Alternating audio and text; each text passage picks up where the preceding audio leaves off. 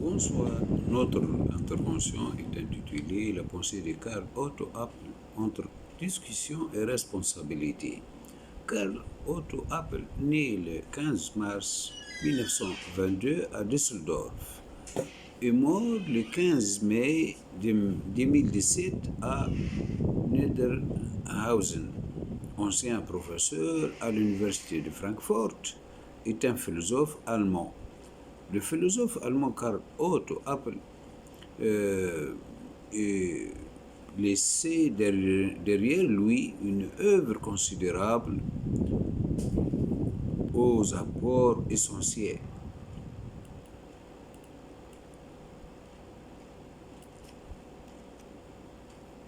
C'est un philosophe engagé volontaire en 1940, à l'âge de 18 ans, dans l'armée allemande, comme toute sa classe de terminale, ainsi qu'il s'expliquera lui-même dans un de rares essais mêlant à la réflexion philosophique des éléments plus autobiographiques.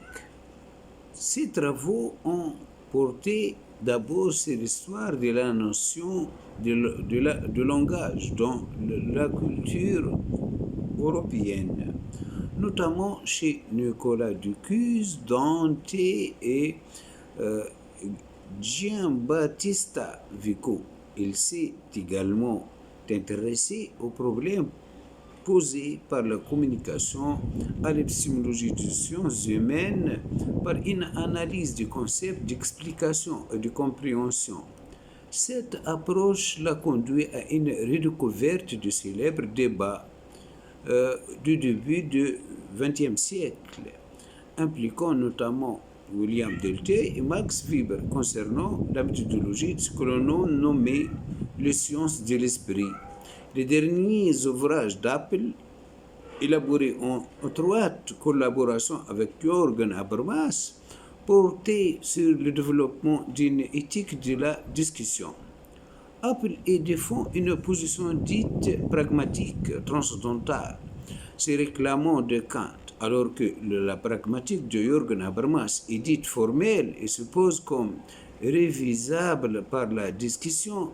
Celle de Karl Otto Appel est dite transcendantale, en ce sens qu'elle prétend être constitutive de toute communication de sens, et c'est de manière non révisable. Cette opposition entre le révisable et le non révisable est le fond du débat entre les deux auteurs et ne peut être séparé des thèses de Karl Popper sur la réfutabilité.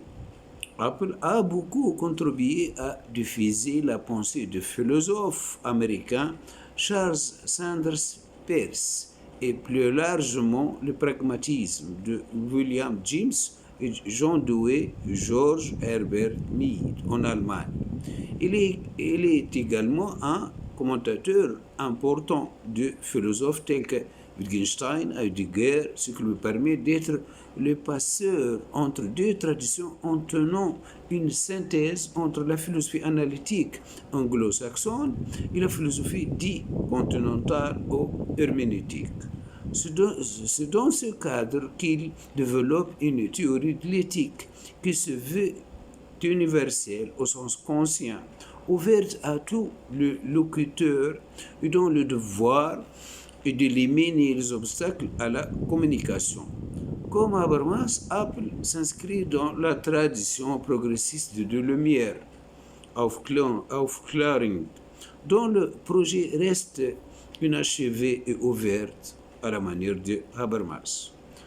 Les œuvres de Karl Otto Appel sont l'idée du langage dans la tradition de l'humanisme de Dante à Vico, 1963, puis Transformation de la philosophie, 2 tomes, 1973, puis La façon de penser de Charles Sanders Peirce, une introduction au pragmatisme américain, 1975, puis l'expliquer, comprendre, controverse dans une perspective pragmatique transcendantale, 1979, sur le problème d'une fondation rationnelle de l'éthique à l'âge de la science, la priori de la communauté communicationnelle et le fondement de l'éthique, 1987, discours et responsabilité, le problème de la transition vers la morale post-conventionnelle, 1988.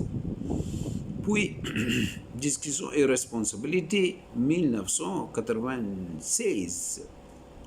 Puis, éthique de la discussion, 1994. Thème en relation avec la philosophie de Karl Otto Appel.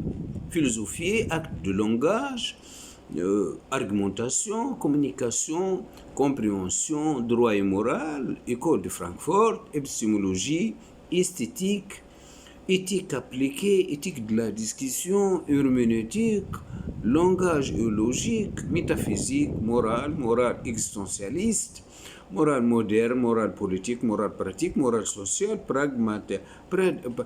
paradigme épistémologique, fondement philosophique, fondement analytique, philosophie de l'histoire, philosophie de langage, philosophie transcendantale, positivisme logique, philosophie pragmatisme, pratique philosophique, raison, rationalisme, rationalité, responsabilité, sens et morale, signification philosophique, théorie de la connaissance.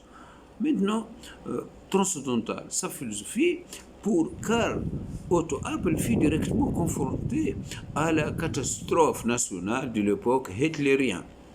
Je cite Karl Otto Appel, je suis de ceux qui ont vécu à cette occasion, c'est-à-dire lors du réveil qui suivit la catastrophe, la destruction de leur conscience morale, et qui peut-être pour cette raison aussi sont devenus philosophes.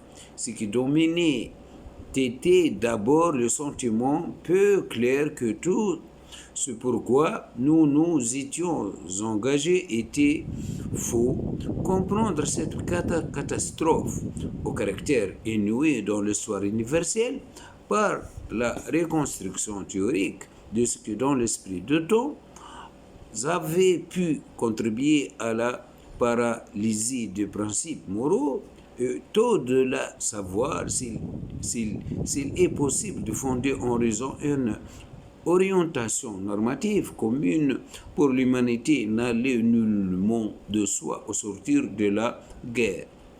Un cheminement intellectuel long et sinueux sera nécessaire avant qu'Appel ne parvienne à une telle reconstruction et développe une pragmatique transcendantale, lui permettant d'affirmer comme possible une fondation ultime de la raison théorique comme pratique.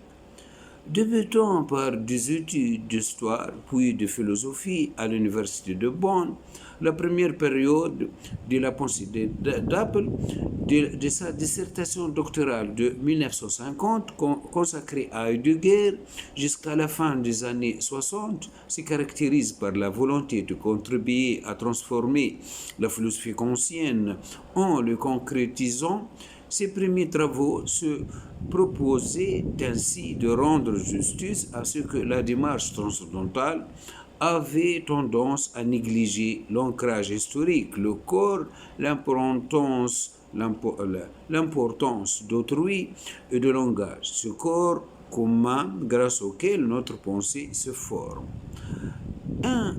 L'assemblement Appel découvre, analyse et fait dialoguer deux philosophes aux traditions différentes. Il pense alors avec les auteurs qui soulignent l'importance de notre être au monde et de l'intersubjectivité, consacrant ainsi de multiples reconstructions à la pensée de Heidegger, à l'humanisme de la Renaissance, à Peirce, à la philosophie analytique, dont il contribua activement à la diffusion en Allemagne. Loin d'un électisme, son unité, son intention initiale était donc de souligner l'importance des analyses qui, en dépassant une vision instrumentale et monologique de langage, mettaient en évidence la dimension intersubjective de la constitution de sens. Signe de modestie d'une pensée qui savait qu'elle ne s'était pas constituée ex nihilo. La démarche d'emblée dialogique d'Apple témoignait alors d'une pratique philosophique d'ouverture aux autres en cohérence profonde avec la reconnaissance de la finitude. Se confronter aux autres philosophes, c'est ainsi vouloir éviter tout risque d'enfermement dogmatique. Au fur et à mesure de cette lecture, et alors qu'il avait en effet lui-même considérablement contribué au rapprochement des traditions philosophiques trop souvent maintenues dans leur extériorité, établissant ainsi, par exemple, de pont entre Wittgenstein et Heidegger. Apple se rendit toutefois progressivement compte que la convergence au sein d'un tournant linguistique herméneutique pragmatique ne conduisait pas à une transformation de la philosophie kantienne, mais à sa destruction. Contre l'oubli de la facticité, refuser le point de vue solipsiste de l'idée d'un langage privé en reconnaissant l'importance de l'intersubjectivité, du caractère historique de notre être au monde, semblait conduire inéluctablement au relativisme, à la critique totale d'une raison considérés comme incapables d'atteindre des vérités définitives comme des principes universels valides, or à la nécessité initiale de sa propre reconstruction par une compréhension valide de ce qui s'était produit lors de la Seconde Guerre mondiale. S'ajoutait chez Apple la prise de conscience de nouveaux défis majeurs, possibilité d'une guerre nucléaire, la crise écologique, la globalisation de sanctions économiques menaçant l'humanité et réclamant pour y faire face la réponse d'une macro-éthique de la responsabilité. L'atteindre imposait de dépasser une vision relativiste, réduisant les normes et le devoir à des convictions privées sans validité intersubjective universelle. C'est à ce quoi la seconde période de sa philosophie se consacrera. La pragmatique transcendantale et l'éthique de la discussion qu'Apple développera à partir de la fin des années 60 en pensant notamment avec mais aussi contre Habermas, plus tardivement avec l'éthique de la libération de Husserl, constitueront en effet des réponses à ces défis de relativisme. En réfléchissant sur l'acte de langage effectué par quiconque cherche à convaincre par la raison, il est possible de mettre à jour des présuppositions a priori nécessairement admises que la critique ne peut mettre en question sans commettre une autocontradiction performative, autrement dit, sans faire preuve d'incohérence entre la proposition émise et l'acte de langage. Quiconque prétend d'ainsi à une pensée valide a nécessairement toujours déjà reconnu que c'est seulement par le médium du discours argumentatif que le problème doit vite être résolu et qu'il doit donc tendre vers le consensus des partenaires possibles de la discussion, pensés comme pourvus de droits également dignes de respect. Vouloir convaincre autrui à l'aide d'arguments, c'est donc avoir toujours déjà accepté l'honneur moral que cet acte de langage présuppose, le caractère originel des droits égaux et l'égale co-responsabilité des partenaires de discussion. Une telle fondation ultime de la raison théorique et pratique ne signifie toutefois pas, aux yeux d'Apple, la possibilité d'en déduire de normes matérielles concrètes. imposables uniformément et une fois pour toutes en occultant le poids de l'histoire de la singularité du contexte.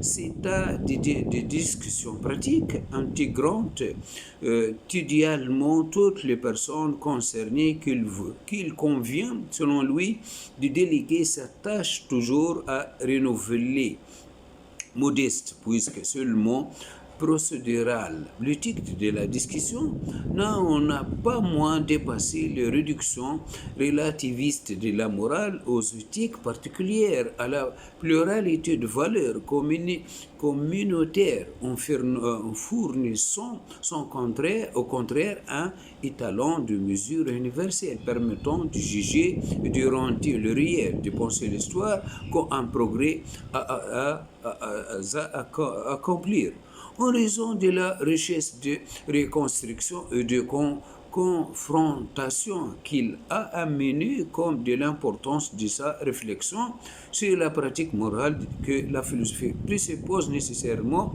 même lorsque se présente en approche critique. La philosophie contemporaine doit donc beaucoup à Apple. Par une pratique dialogique alter-référentielle, en cohérence organique avec sa réflexion sur ce que nous faisons quand nous argumentons. Il n'a cessé de mettre à l'honneur la communauté de philosophes si intimement liés au choix de l'argumentation. Loin d'occulter la pensée de ceux qui l'avaient précédé, il en a ainsi toujours reconnu explicitement l'apport incontournable. Loin de négliger ses contemporains ou les autres disciplines, il n'a de cesse de les interroger et d'en faire des partenaires de discussion. Nulle trace dans sa pensée de l'illusion d'une pensée croyant se former et de se fonder ex nihilo, hors du monde et des autres.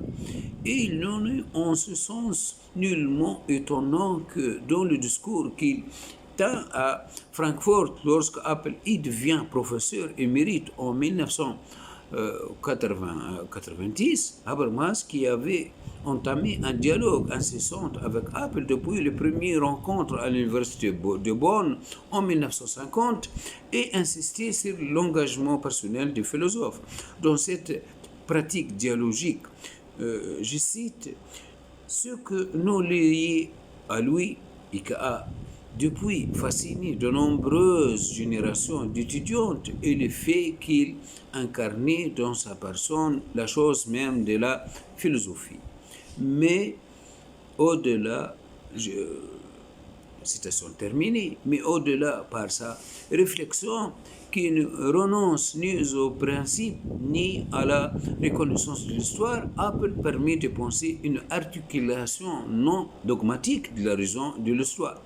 C'est par un déficit de réflexion de la raison sur sa propre pratique que l'esprit de temps a cédé au relativisme, à l'abandon total au temps, au kairos, y compris politique, c'est-à-dire, comme Apple le précisera en 1933, au fort, face au choix de la violence et de la déraison que la liberté permet toujours d'effectuer. C'est au réveil de la raison dont le sommeil engendre de monstres, comme l'indique la célèbre eau forte de Goya, qu'Apple nous invite à contribuer son repos.